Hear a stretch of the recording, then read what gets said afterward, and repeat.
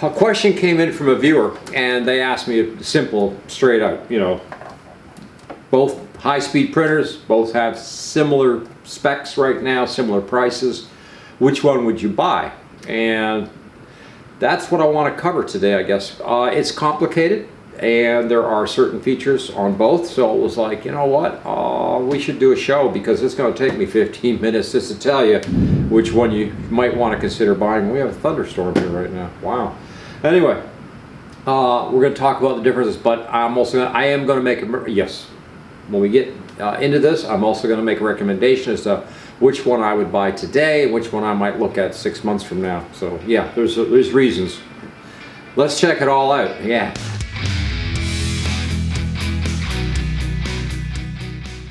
So like I said, both printers about the same price. Bed size, this one's a little smaller, 185, 210.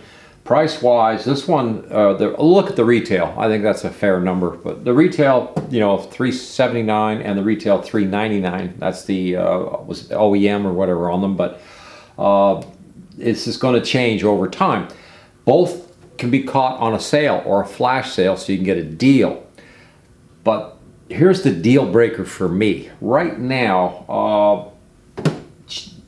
Qidi here has. That name's not going to work for me. God.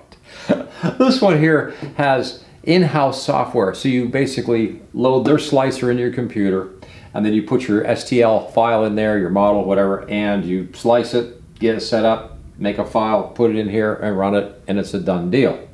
So you don't need Cura, Prusa, you don't need Bamboo Lab or somebody else to help you out, or Orca slicer. You don't need any of that. You just use theirs, and theirs works great. I'm happy with theirs. It's fine. In fact, it works so well that I actually like it. It was like, wow, okay, you know, great.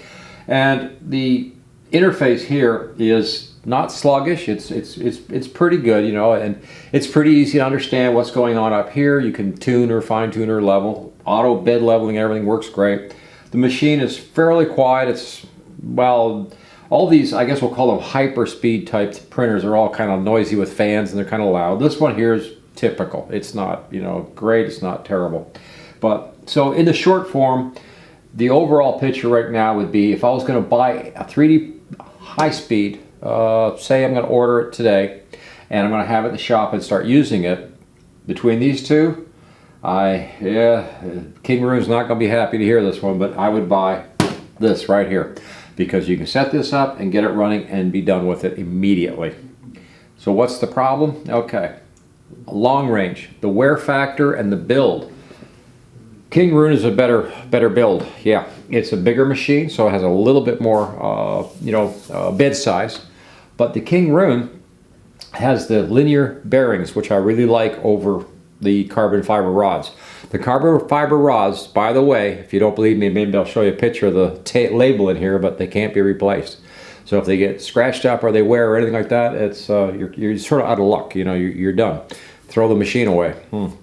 The linear bearings in here, if something was to happen to them over time, they get worn or even rusty or something, you could order linear rails and change them out. And it's not a hard job, and you can be back up and running, but you shouldn't have to. The linear rails in this thing are just going to run forever, you know, and they're very, very precise. So I really like that. The machine has a lot of capability. It has a bigger build size. Tell you the truth, I like the look of the Kingroon over this as well.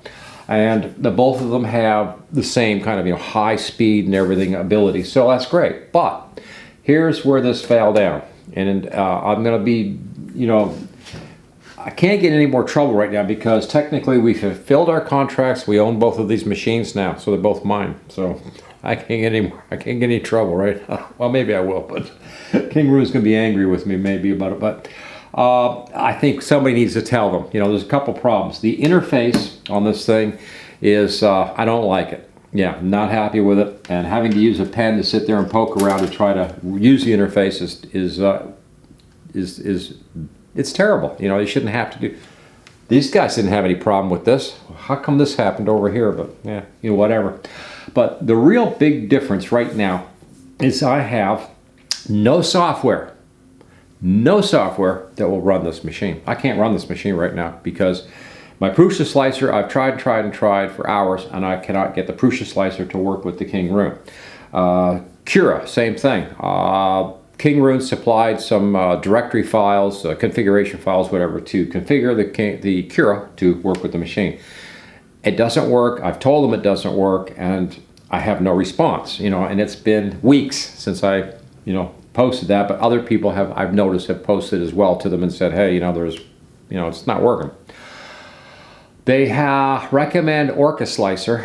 Orca Slicer 2, as a matter of fact, was recommended. So I ran with that. And each model has been destroyed by the nozzle by the Orca Slicer. In other words, it's not working. We updated the firmware, tried it again, same issue, same problems over again. Somebody even said, oh, just change the G code or something. But the whole situation here with, I'm running a printer farm, and I take my STL files from my Fusion 360 when I design something, or do a customer fill or whatever, and I switch that directly into like Cura, usually Cura over anything else. It's just simple, easy. It'll auto, select it and go for it and set it up, and away we go. I can't do that with the Kingroon. So in other words, the KLP1 right now, as it stands, is down and can't be run because of software issues that I can't get around right now. I'm waiting. And the nice thing is down the road, and I know that Kingroon will have the software in place for this thing to run at some point. But right now, it's so new. I think Kingroon stumbled on that. They really should have put something together for software that would make this machine what it should be. So, in other words, the simple answer to your question is, if I'm going to buy one right now, I'd buy this one. But months down the road from now, if I had the same amount of money and I'm looking at these two, I would probably, if the software is fixed, which I know it will be, it'll be fixed, I would buy the Kingroon. The thing is, and the reason is because the Kingroon is, in my opinion, it's a better build. It's a larger build plate, but it's a better build all the way around. And I really like the look of it. I like the access. I like the way the spool feeds at the back better than this one. There's a lot of upgrades. Now, the only downside that they won't get rid of is, of course, is that crazy silly interface down here. That's a shame, because I don't think with that interface, I don't think that should have happened. This is so simple, stupid, but it works great. It's easy to use. It even shows you a nice little model up here, a fairly large picture of the model you're going to be making when it puts the model together for you. And they're both Clipper, okay? So yeah, they're both running on Clipper, and they both have internet access, Wi-Fi setup, and all that. So they both can be run with phone apps and all the rest of it. Those features are the same. So that's this is the whole thing. Today I would buy this one. A couple months from now, I would probably say, oh no, I want the Kingroon. I'm not going to buy that. I'm going to buy that. Especially because the pricing is so similar, and I have a funny feeling Kingroon will probably. They're very competitive when it comes to pricing, and their machines always seem like they're kind of like you get more for your money kind of feeling. So I suspect in the future that the KLP1 will even come down a little bit. And I might even get a little out there a little bit, just say that Kingroon will probably come out with a larger one with the bigger build plate at some point. If they're really interested in the market, they will hit that 300, 325, millimeter plate size, at some point for big modeling. But right now at 210, it's really funny, because if you look at Bamboo Lab 256, both of these machines fail. They're nowhere near the 256, but if you take your tape measure and measure out that difference in millimeters, it's that much. It's not a lot, But look at the price difference too. You're double the price for the Bamboo Lab stuff. So, and again, Bamboo Lab has good software support and parts and everything. So I can't criticize them for that. But in the short, this one. In the long term, the Kingroon.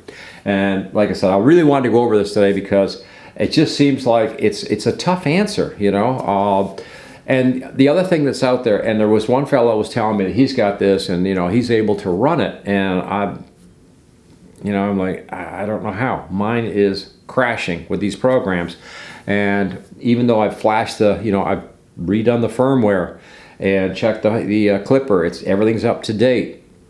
it's still not doing it. It's still not working with any of my software. And we even tried PC, and we tried Apple to just see if, you know, somehow there was a difference in the files handling or something with the configurations, that maybe the, you know, maybe the Windows will work better with it or something, or maybe the Apple works better with it. And the answer at both ends was the same thing. No, I can't get anything to run. So technically right now, this machine is a dead piece of metal sitting on my desk for the time being until the software gets better. You know, somebody does something about the software issues with this thing. And that's a shame. Like I said, it's you know, basically this thing is broken as far as I'm concerned at this point. And I'm just hoping that they'll fix it soon. The sooner the better, so that I can actually, you know, get the machine up and running and enjoy it. I can't do anything with it right now. This one here has been running production stuff off right after it came in. We did the show, and then this thing got over here, and we took some of the bed slingers that were here out of here, sold them off quickly, and just put this one to work, and it's doing everything it needs to do. And it's doing awesome. You know, it's doing an awesome job.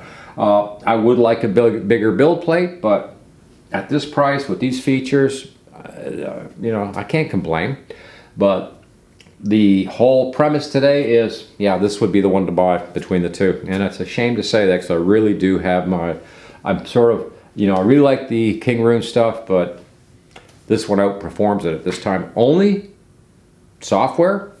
And like I said, a little bit of criticism on their part with the, yeah, that interface is just with a pen. Kingroon, I don't know. What were you thinking? Well, basically that's it. The message today really is to Kingroon to just at least clean up the software issues. And beyond that, otherwise you've got a great machine. I actually wish this one looked like that one. Okay, we're out of here. Hey, thanks you for watching Coffee and Tools. Please like, share, subscribe, ring the notice bell, and because we give away stuff. Meantime, I'm out of here. Over and out.